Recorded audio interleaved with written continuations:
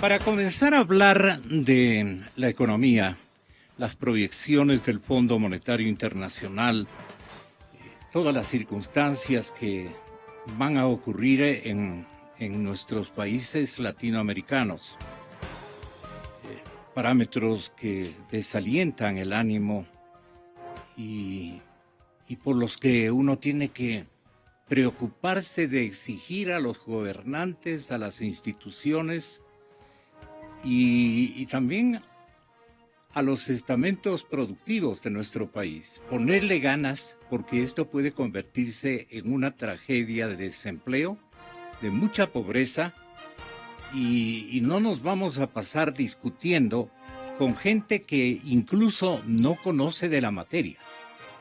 Ha hecho muy bien César Augusto Sosa, el compañero del área económica del diario El Comercio, en destacar en un comentario que apareció ayer en este importante rotativo, comentar la sumisión de esta Comisión de lo Económico, que la preside Hernández, con el que quisimos hablar el día de ayer. Don Virgilio Hernández, el asambleísta. Aquí dice, la Comisión de lo Económico de la Asamblea, dominada por el oficialismo, no ha hecho ningún reparo, ningún tipo de reflexión al proyecto de reforma tributaria, del que prevé el régimen conseguir aproximadamente 300 millones. Nosotros le presentamos lo de Focus, ¿no? Los compañeros de la revista Focus, la revista digital, nos mandaron otro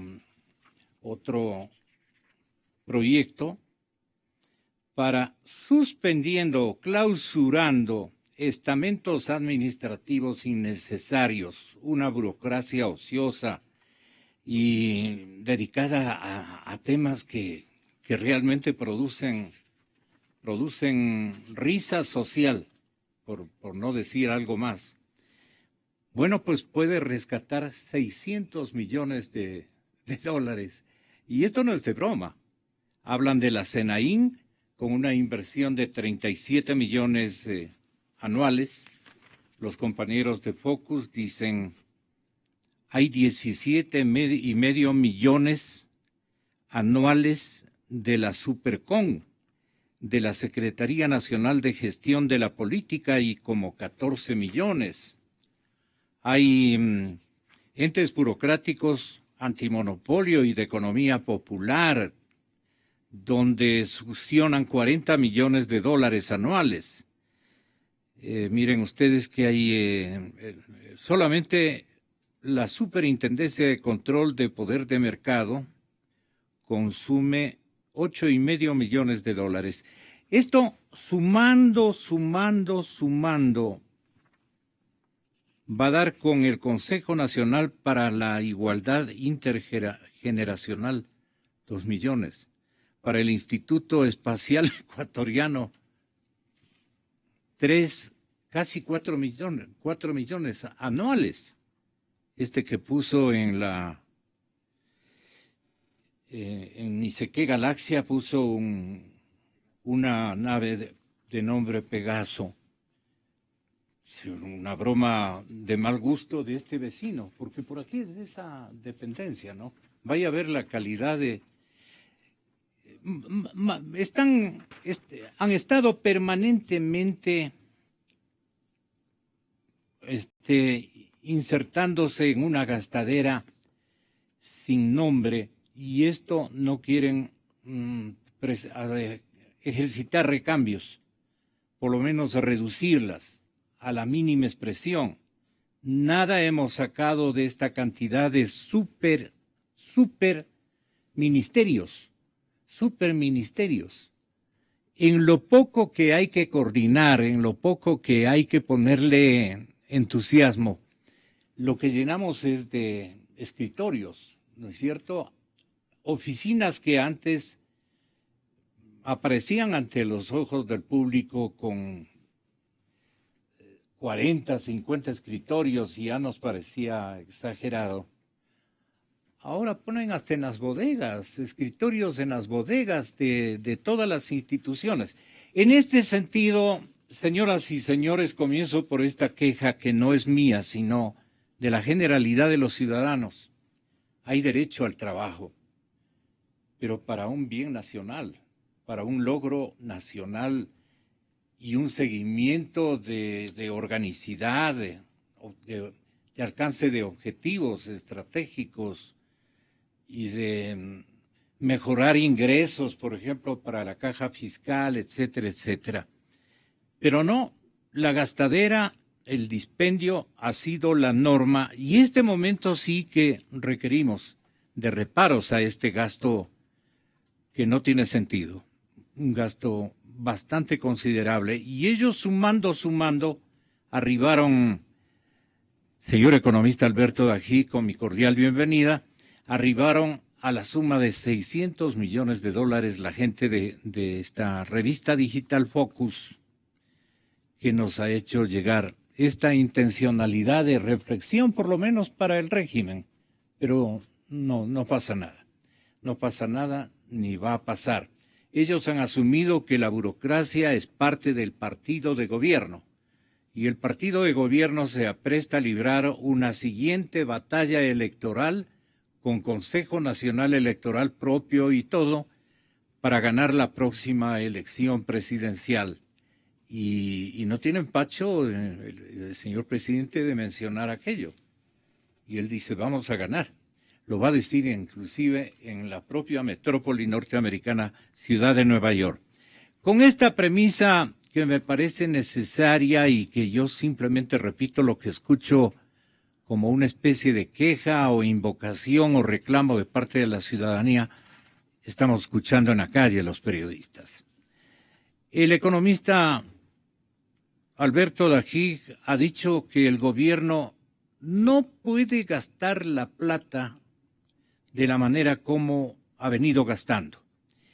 Y de último momento, en cambio, dice, en el tema de uno de los proyectos que van a gestar equilibrio en las finanzas públicas, es el dinero, es la movilidad que quieren insertar en la circulación de dinero de los ciudadanos del Estado y del sector productivo. Dice, a través de la solución que ellos han presentado. Pero el ex vicepresidente dice, se pueden gastar esa plata también. Y ese es el cuidado que debemos tener. ¿Por qué usted llega a esa conclusión y lo compara con un partido de fútbol, casi con un primer y segundo tiempo? Economista, buenos días. Buenos días, licenciado. Bueno, realmente el tema del dinero electrónico es de una, no enorme, de una gigantesca preocupación. El dinero electrónico no es en sí mismo un mal concepto. De hecho, la banca privada el sector privado tiene dinero electrónico, modos electrónicos de pagar. La tarjeta de crédito es un medio electrónico, no hay dinero físico. Diners tiene un sistema de pagos. Todos los bancos tienen mecanismos para hacer transferencias electrónicas. El problemita está en que el dinero electrónico está siendo promocionado por un modelo económico, un sistema económico que ha implantado el gobierno, que ha demostrado una capacidad de absorber, de tomar los recursos del resto de la sociedad para dispendiarlos. ¿Cómo funcionaría, y por qué digo yo que es un partido de dos tiempos como el de fútbol? Porque en el primer tiempo van a ponerse recursos en el Banco Central del Ecuador para que el Banco Central del Ecuador pueda entregar ese dinero electrónico, porque lamentablemente cuando la banca privada propuso el dinero electrónico, con esta con este modelo absorbente, con este modelo en que solo el Estado sirve, que asfixia al sector privado, la respuesta fue no, esto lo hace el Banco Central. Bueno, entonces, como la plataforma es del Banco Central, eso implica, y que la ciudadanía lo entienda, por favor, que habrá que poner dinero en el Banco Central para que el dinero electrónico esté respaldado. Entonces, ¿de dónde sale el dinero físico? Las divisas, los dólares que se van a depositar en el central, salen de la banca privada. Y se podrá decir en ese primer tiempo del partido, no, el dinero electrónico que está entregando el Banco Central tiene el respaldo de estos depósitos que están en el Banco Central. Sí, muy bien, pero se los han quitado a la banca. Eso es disminuir depósitos, y la disminución de depósitos es disminución de crédito. La disminución de crédito es disminución de consumo, disminución de producción, disminución de empleo, como ya ha venido sucediendo. Como en un momento en el cual la economía ha tenido una dramática reducción de medios de pago, de depósitos y de crédito, se nos puede ocurrir proponer algo que le va a quitar más depósitos, limitar más el crédito y profundizar más la recesión, proponer esto en la economía ecuatoriana. Eso es como que una persona que está con baja presión, usted le dé una pastilla para bajarle la presión, lo va a matar. Así de inoportuno es esto. Pero en el segundo tiempo del partido, cuando ya los depósitos estén ahí, hará el Banco Central y el modelo económico del gobierno lo mismo que ha hecho con los depósitos del IES, del BIES, del ISFA, de los municipios, de los consejos provinciales, de los consejos cantonales, de la corporación financiera, del Banco Nacional de Fomento, de las entidades del Estado. Se los han tomado. ¿Por qué tenemos que pensar que si la política intencional del modelo económico ha sido tomar los recursos que están en el Banco Central para gastarlos y colocar bonos del Estado o colocar pagarés de entidades del Estado en la reserva en vez de tener el cash que debe respaldar los depósitos? ¿Por qué? Si eso ha venido pasando sistemáticamente. ¿Por qué? Si se cambiaron las regulaciones y las leyes para permitir que eso se pueda hacer cuando no era legalmente posible antes del establecimiento de este modelo económico, ¿por qué vamos a creer que después no se le van a tomar la plata a la gente? Sería realmente una cosa muy ilusa. De ahí que no es oportuno, no es adecuado, es inconveniente, y esta propuesta y el dinero electrónico debe funcionar única y exclusivamente si la plataforma la maneja el sector privado y no la maneja el Banco Central. En este caso, la Superintendencia de Bancos, tal vez. No, los bancos privados, las entidades, tarjetas de crédito privadas. ¿Por qué? Porque ahí nos aseguramos que la plata, el dinero de los ecuatorianos se queda en los bancos, se queda donde ellos quieren que esté y no se va al Banco Central para luego ser utilizado en esta terrible situación fiscal que vivimos. Ayer también los colegas suyos, los economistas muy importantes, nos decían que tienen ellos o que les asiste otro temor. El temor es que estemos usando esto del dinero electrónico para liquidar la dolarización. Este también es un serio riesgo que puede estar como planificación estratégica en la visión o en la intencionalidad de política fiscal o de política macro del señor presidente de la República, quien, inaugurándose en esta emisora, se confesó ser un adversario y enemigo de la dolarización.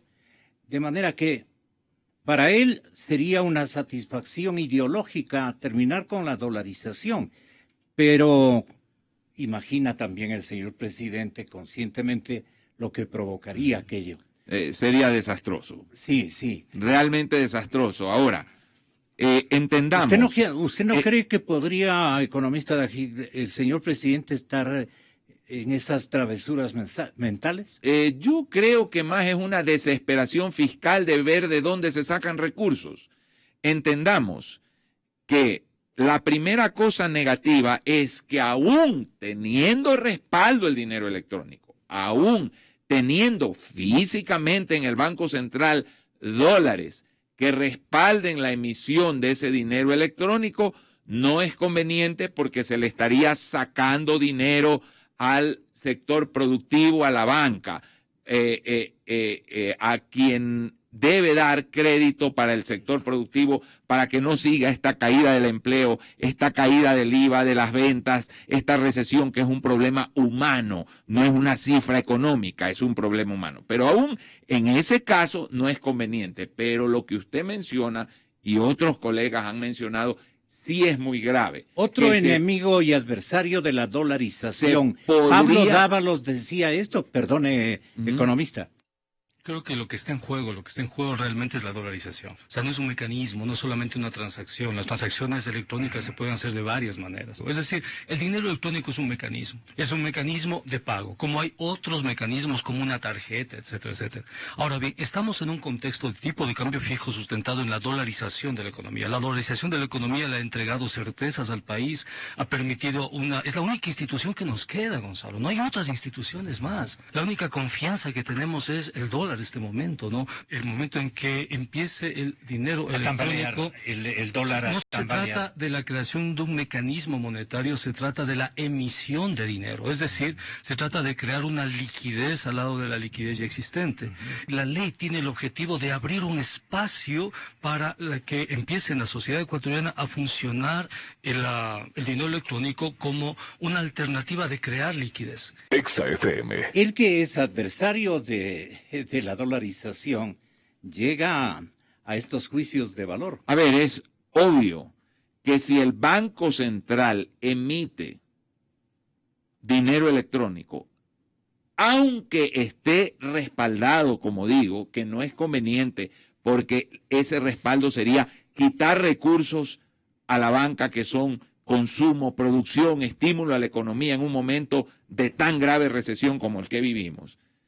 Aún en ese caso tenemos el grave problema de que se abre esta posibilidad, como bien lo ha dicho el economista Dávalos, de que el Banco Central en cualquier momento emita el dinero electrónico sin el respaldo, se lleven los depósitos que la gente ha dejado o las instituciones o las empresas para generar cuentas de dinero electrónico, se lo gasten como se gastaron sin la autorización de los municipios o de los consejos provinciales. Hoy estuvo el alcalde de Quito acá, y no solo que el gobierno debe transferencias, es que además el gobierno se llevó los depósitos. O sea, eso es para que la gente me comprenda. Es como que usted, por ejemplo, tenga con un banco X, cualquier banco de la ciudad, una cuenta. Y usted también tiene un servicio que le da al banco. Por ejemplo, la radio tiene un banco X cuenta y hace publicidad. Bueno, le presenta una factura al banco y el banco se atrasa y no le paga. Pero adicionalmente a eso, usted descubre que su cuenta corriente ya no tiene la plata ahí. Se ha gastado el banco. Que el banco se la ha gastado. O sea, el gravísimo problema que tenemos, y por eso hoy día estoy en este recorrido que estoy haciendo por el país, visitando alcaldías y prefecturas, para explicar a los alcaldes y prefectos. ¿Usted quiere ser candidato a la presidencia? No, yo quiero que se le devuelva, en estos empeños. Se le devuelva a todas las instituciones el dinero que desapareció del Banco Central y que ya no está en liquidez. ¿Por qué? Porque si eso no se devuelve, no solo que es un acto de injusticia a consejos provinciales, a los Así es. afiliados del seguro, a los militares retirados y a los activos que aportan, a la policía, a los depositantes de Banco Nacional de Fomento, a las empresas que reciben créditos de la corporación financiera. A los jubilados. A los jubilados. No solo es una injusticia, es que además, si no se devuelve esa liquidez, técnicamente es imposible que haya una recuperación de la economía ecuatoriana. Entonces, mi motivación es que blindemos constitucionalmente la dolarización para que no vuelva a pasar el desastre que ha ocurrido en estos años de que se limpió la reserva monetaria. Y ojo, lo repito por enésima vez, este problema ya era dramático el año 2012. Ya la liquidez de la reserva se había consumido mucho antes de la caída del precio del petróleo. Lo que pasa es que ahí todavía había capacidad de deuda y se comenzó a endeudar al país para ir saliendo del atolladero. Ahora que ya no hay capacidad de deuda, estamos viendo las terribles consecuencias del modelo. Por eso el gobierno reconoce el problema, que es la primera medida económica que hay que tomar, y cambia este modelo radicalmente, o la recesión será no solamente el año 2016, sino también el 2017. El pueblo ecuatoriano, yo creo que cometió uno de los mayores errores de su historia en los últimos años. Haber entregado prácticamente un monopolio de instituciones, haber entregado a una sola causa, a la causa del correísmo, a la causa de este denominado socialismo del siglo XXI. Lo hizo entusiasmado por el discurso del señor presidente. No le dio ningún tipo de resultado, aunque dicen que lo que están buscando es gente con pantalones. Esto es lo que dice justamente un conversador conmigo en los próximos minutos, de apellido Dávalos y de nacionalidad mexicana. Es un consultor político interesante en algunas cosas.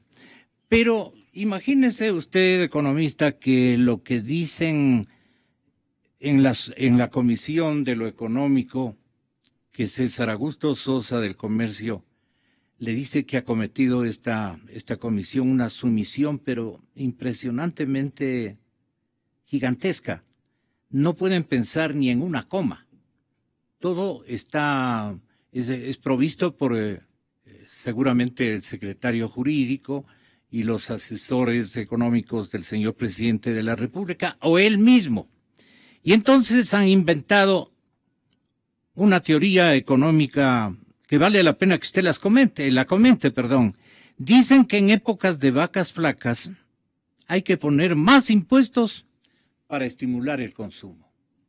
Y de todo lo que yo he leído en mi vida, el enemigo, el adversario más gigantesco que tiene una contracción económica es fregarle al actor que quiere revitalizar su rol en la sociedad, que son los productores, que son la gente que pone el ñeque y el dinero para poder restablecer el ritmo económico de un país, le ponen más y más cargas tributarias. Si piensan así, entonces, ¿en qué administración nos encontramos? ¿Con qué ideología nos están gobernando en materia económica? Le preguntó al economista Alberto Bají. Con la ideología del socialismo siglo XXI que tiene a la Argentina con una proyección de crecimiento del PIB del 1% para el próximo año, al Brasil con una proyección de decrecimiento de 3.8 para el próximo año, al Ecuador con una proyección de decrecimiento de 4.5 y a Venezuela con una proyección 4.5 negativo, así es, negativo, y a Venezuela con una proyección de -8. O sea, los países del socialismo siglo XXI, todos tienen esta proyección negativa de crecimiento del PIB. Más desempleo. Obviamente, más desempleo, más ilusiones truncadas, más falta no poder pagar una vivienda, no poder pagar la alícuota, no poder pagar el electrodoméstico que se compró, no poder cumplir sueños, metas, ambiciones, ilusiones de la gente. Pero lo más triste es que esto no se tenía que dar. Este modelo es el culpable, porque cuando dicen que es el petróleo y que es el no tener moneda, y el Brasil es dependiente del petróleo. El Brasil no es dependiente del petróleo y el Brasil puede ajustar y ha ajustado su tipo de cambio. Igual es un desastre. Argentina no depende del petróleo. Argentina tiene tipo de cambio y lo ha ajustado. Igual es un desastre.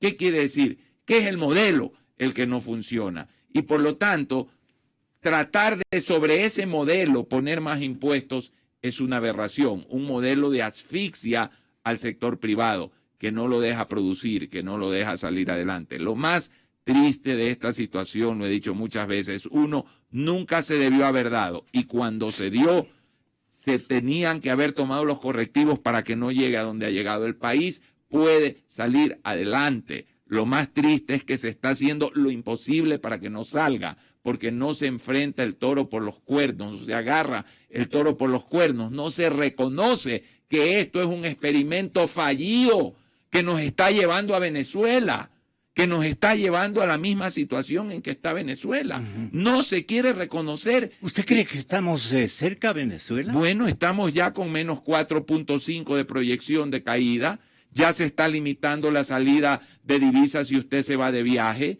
ya hay restricciones y prohibiciones de importar. Estamos en el camino de Venezuela.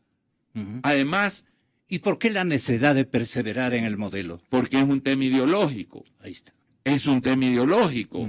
Entonces, mientras no se reconozca que esto está equivocado, no vamos a ir a ninguna parte. La primera condición para curarse una enfermedad es reconocer que se está enfermo e ir al médico. Pero cuando se sigue buscando deuda, cuando se redefinen las cosas para manosear las cifras, por ejemplo, que la deuda es 32.000. No, la deuda es más de 40.000. ¿Por qué? Porque no se trata de redefinir que los bonos que están en la Reserva Monetaria no son deuda.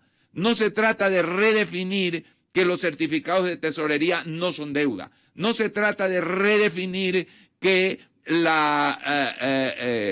los anticipos petroleros no son deuda. Imagínese si usted, que administra la radio, tiene una deuda firmada con un pagaré en el banco y además la radio tiene una tarjeta de crédito que usa para sus transacciones. Y a usted se le ocurre decir al contador un día, bueno, contador, desde mañana la tarjeta de crédito no la contabilicemos como deuda.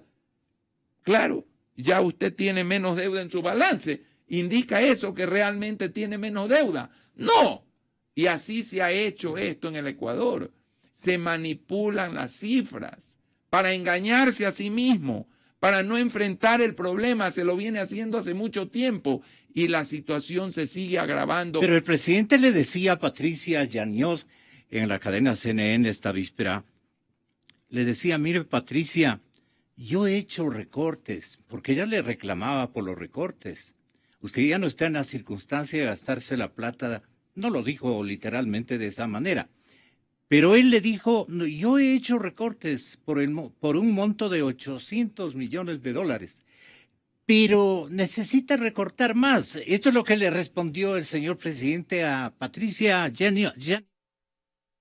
Los dos aviones entran, creo, en el cuarto principal del Air Force One. Son dos aviones ejecutivos de 13 personas. Sí, está creo que hablando de los aviones. Parte de la reflexión de doña Patricia decía aquello. Siga, por favor. Los dos aviones entran, creo, en el cuarto principal del Air Force One. Son dos aviones ejecutivos de 13 personas, uno de corto alcance y otro de largo alcance. Estandarizado. Creo que elegimos el color, pero no es que se le ha puesto una botella más, un vidrio más, pero no saben qué decir. Esa es la postura de mi principal opositor político, representante de la derecha, un banquero. Para superar la crisis hay que vender el avión presidencial. Ya caen en el ridículo. Sepa usted, mi querida Patricia, que el Ecuador ha hecho el mayor ajuste fiscal de toda América Latina. Le pido, le invito, que busque quién ha hecho un mayor ajuste fiscal. Entre el 2015 y 2016 hemos ajustado más de 6% del presupuesto, reducción de gasto del 6%, 6.000 millones de dólares. Pero lo hemos hecho tan bien, sobre todo disminuyendo inversión, que las grandes mayorías no han sido afectadas. Y por eso la derecha y ciertos medios de comunicación dicen que no se ha hecho nada. Porque antes el ajuste era el garrotazo al pueblo, al más pobre. Subida de electricidad, de teléfono, de gas.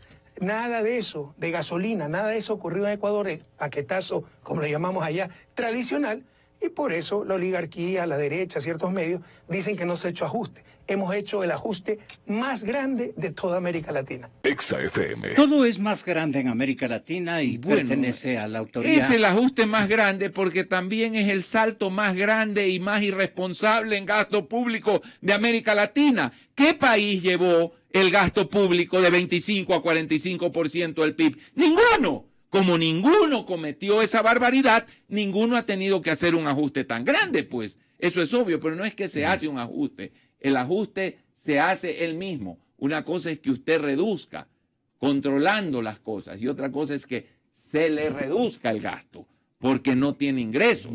Hay que controlar la recesión y no se la está controlando. Hay que dirigir hacia dónde va la economía. ¿Cómo se controla o debería controlarse la contracción económica? Yendo primeramente a los organismos internacionales para armar un gran Eso paquete es otro financiero capricho ideológico que no quiere. para que con eso la economía recupere confianza, se puedan precautelar los empleos, se pueda sostener la economía, que no caiga en una recesión tan fuerte que significa un detrimento en el nivel de vida de la gente, para que luego de eso usted ordene la economía, focalice los subsidios como mucha gente lo ha dicho. ¿Y usted cree que el Fondo y el Banco Mundial estarán prestos los dos a ofrecerle a Correa una ayuda gigantesca económica? Y el BID también, si hay un programa económico sensato. Pero si no hay un programa económico sensato... ¿Hasta cuánto le podrían prestar? Los Porque organismos el déficit es gigantesco. Los organismos económicos, los organismos crediticios multilaterales, con un programa bien estructurado multianual, pueden llegar a 10.000 millones de dólares si se negocia bien y hasta más.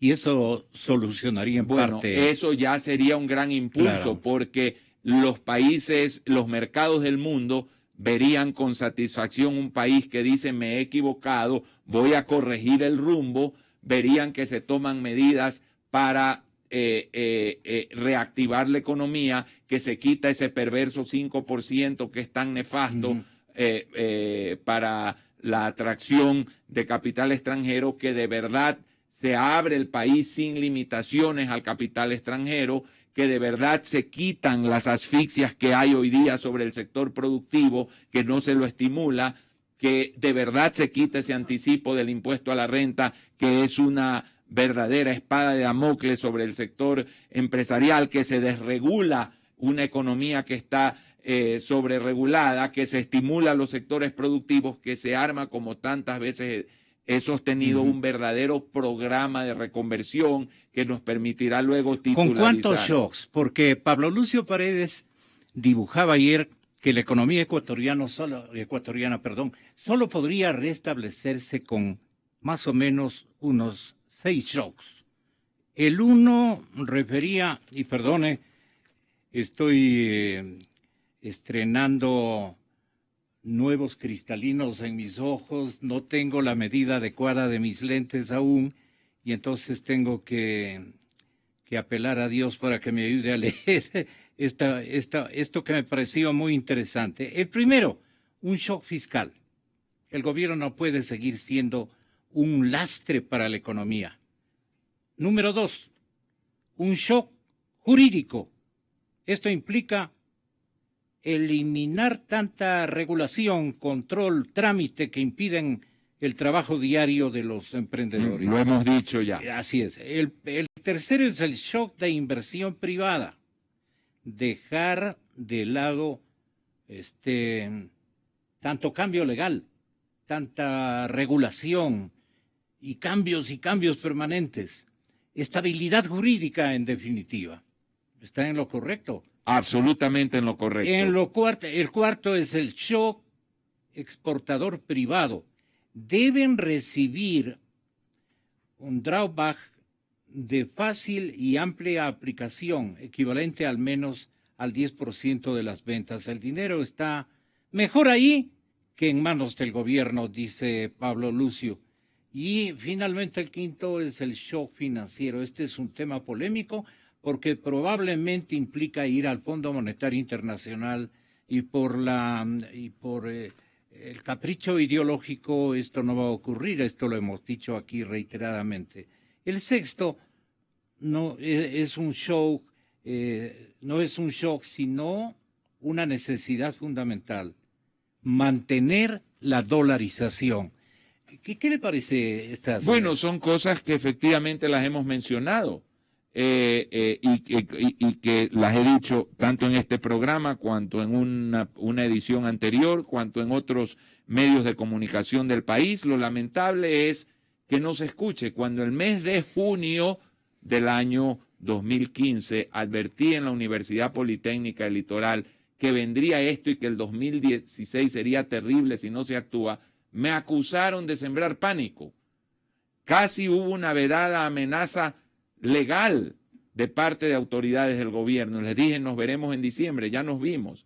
Y ahora, si no se va a los organismos internacionales, complicarán el futuro del pueblo ecuatoriano para el año 2017 también en forma innecesaria, castigando por razones eminentemente políticas e ideológicas a las grandes mayorías ecuatorianas que no tienen necesidad de sufrir esto, que pueden salir adelante, porque la economía ecuatoriana es recuperable, totalmente recuperable con los pasos correctos, con las medidas correctas que se las han dicho, las hemos enunciado. Hay cómo sacar al Ecuador adelante, pero no por el camino que vamos. El problema más grave que tiene el Ecuador de estos días, economista, es que tiene un gobierno que no quiere oír. Bueno, yo diría que hay un frente económico que no solo, como dice el dicho, no hay peor ciego que el que no quiere ver. Yo diría, no hay peor ciego que además de no querer ver, no desea escuchar. O sea, nada. Y todo se ridiculiza y todo se hace ver que son dueños de la verdad y los resultados están a la vista. Ya una proyección de 4.5 de decrecimiento del PIB es una recesión que está a escaso 1,5 puntos de lo que fue la recesión que produjo el problema de Maguad. La mayor parte de la entrevista con la periodista Yaniot de CNN, el presidente le sacó jugo al tema de los papeles panameños. Y entonces saca pecho el señor presidente de la República en el sentido de que ha sido un gobierno honorabilísimo, un gobierno de una honradez pero intachable. Cuando los ojos sociales lo que ven es, lo que han visto en estos 9 años es una indelicadeza atroz, pero esto es otro tema. El señor presidente de la República dice, economista de aquí, que con esa honradez como ha manejado los recursos, pues nadie se ha topado en los últimos años en la historia ecuatoriana. Vea, nosotros estamos muy orgullosos. Han buscado un año por todos lados y no han encontrado nada contra nuestro gobierno. Pero reconocen que han tenido esa información casi un año, de julio del año pasado, que buscaron sobre todo casos relacionados con autoridades políticas bajo el infantilismo de que el sector privado, los entes privados son inocentes, así se demuestra lo contrario. El que tuvo la mala suerte de ganar una elección y convertirse en autoridad política, si en su vida privada era buena gente, por arte de magia se convierte en un malvado, un corrupto, y son culpables hasta que demuestren lo contrario. Hay que superar esos infantilismos. Son estrategias de los grupos de poder para delegitimar el poder político que pueda cambiar la situación en América Latina, para inmovilizarnos como país. Pero además es deshonesto. Nosotros estamos exigiendo y vamos a iniciar una campaña a nivel mundial para que den toda la información. En el caso ecuatoriano sacaron 3 nombres supuestamente relacionados con el gobierno y quedaron en ridículo porque no tenemos nada que ver con eso. Pero no hay 3 nombres, pues hay 300 por lo menos de ecuatorianos que han sacado su fortuna al exterior. Entonces ellos tienen que dar toda la información. Por favor, Patricio, usted es periodista profesional, hacer investigaciones selectivas dirigidas a ciertos sectores supuestamente por luchar contra la corrupción, también es corrupción. Que den toda la información para saber quién es quién en nuestra América y en el mundo entero. Exa FM. ¿Cómo le parece a usted, economista, esto? Bueno, yo creo que es muy peligroso que este tema nos aleje de lo fundamental. ¿Y eso está buscando el presidente? Lo fundamental es que el le país pregunto, tiene... ¿Eso está buscando el presidente?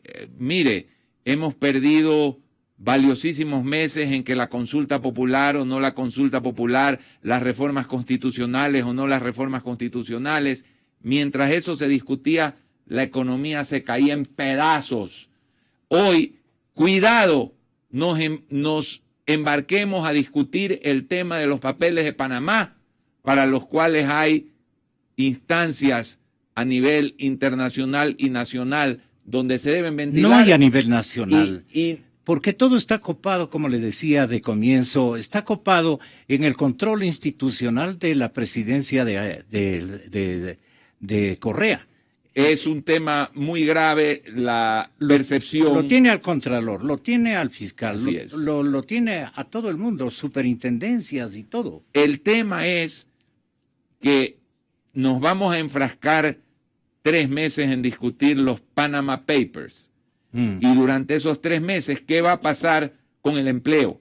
¿Qué va a pasar con la gente que no puede pagar sus hipotecas? ¿Qué va a pasar con el deterioro de la cartera de los bancos? ¿Qué va a pasar con una situación en la cual sigue el gobierno tomando crédito del Banco Central, que es un anatema, un pecado sin perdón en un régimen dolarizado? ¿Qué va a pasar si se hace el dinero electrónico? Nos vamos a distraer. Concentrémonos en lo esencial. Hay un problema económico grave, gravísimo. El problema tiene solución y no se lo está solucionando. La economía ecuatoriana puede no castigar tanto a la gente como la está castigando y no se están tomando las medidas para que eso se dé, para que haya alivio. No hay el cambio radical del modelo. No hay la decisión de decir me equivoqué, tengo que cambiar el rumbo. Y cuidado, los Panama Papers, los papeles de Panamá y el tema distraigan la atención. Ahora bien, solo un comentario porque soy piloto y me considero un experto en aviones. Con una cantidad muchísimo inferior se podía comprar un Gulfstream 5, por ejemplo, usadito, de unos 10 años, 12 años, que le daba el mismo servicio del Falcon 7 y que costaba la 5ª parte o 6ª parte del precio. Entonces sí se pudo haber ahorrado en eso, sin ningún riesgo de seguridad, y estoy dispuesto a discutirlo con cualquier técnico de aviación sobre la materia. ¿Y usted no recuerda sus días de vicepresidente cuando hablan de los papeles de Panamá? Usted y los colaboradores del gobierno de Sixto Durán y el suyo, también se hablaba de que sacaban plata, de que... Mire, gracias a Dios, el año 95 yo hice una declaración que habría todo sigilo, levantaba todo sigilo bancario en cualquier parte del mundo respecto a cualquier cuenta mía y a cualquier cuenta de parientes míos o personas que se acusen de estarme encubriendo. Recuerdo que, por ejemplo, el doctor Hurtado dijo que él se adhería a eso. Desde el año 95 yo tengo levantado mi sigilo para cualquier persona que quiera investigarme en cualquier parte del planeta Tierra. El presidente también dice que está abierto a cualquier investigación. Lo felicito por eso. Pero sus colaboradores dirán lo mismo. Absolutamente. No los suyos, los del señor presidente. Eso habría que preguntarle a los colaboradores del señor presidente. Yo celebro mucho que el presidente de la República haya dicho eso.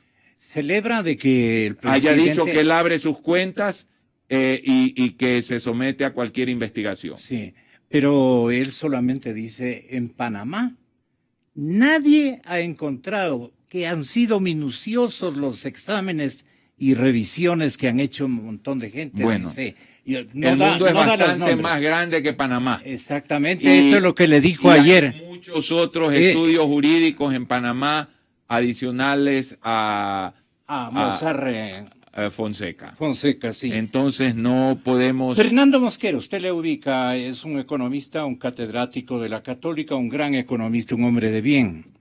Él le dijo lo que usted acaba de mencionar, vea.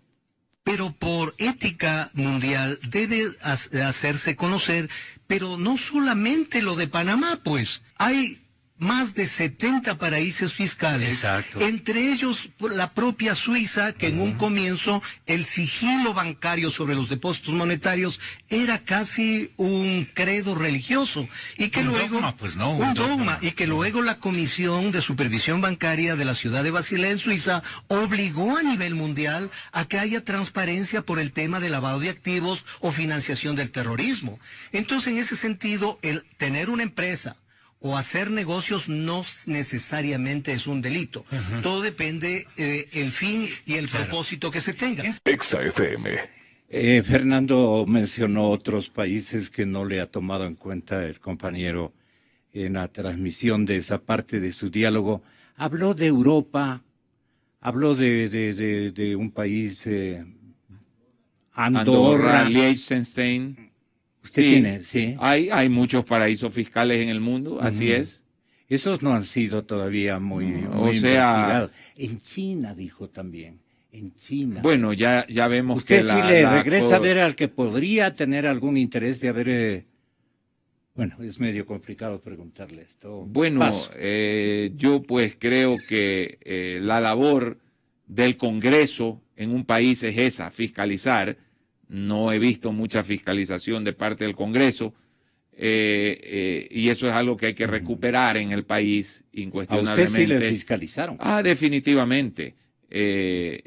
Fui a 2 juicios políticos, uno como ministro y otro como vicepresidente,